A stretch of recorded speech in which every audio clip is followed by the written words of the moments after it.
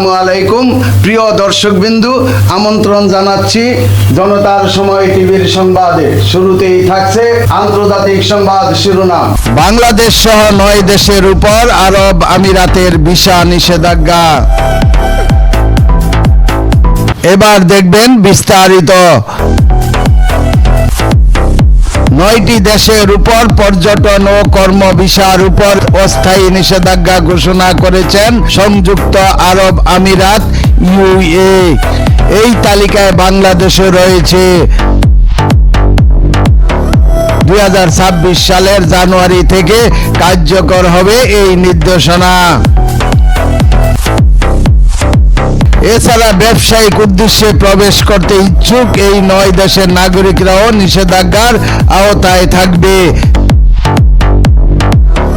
দেশটির অভিবাসন বিজ্ঞপ্তি অনুযায়ী নিষেধাজ্ঞার আওতায় থাকা দেশগুলো হলো Afghanistan, Libya, Yemen, Somalia, Lebanon, Bangladesh, Cameroon, Sudan ও উগান্ডা। নিরাপত্তা উদ্বেগ, ভূ রাজনৈতিক সম্পর্ক এবং কোভিড-19 মতো মহামারীকে নিষেধাজ্ঞার অন্যতম কারণ হিসেবে উল্লেখ করেছেন দেশটি। যদিও এই বিষয়ে বিস্তারিত কারণ প্রকাশ করেনি আমিরাত সরকার।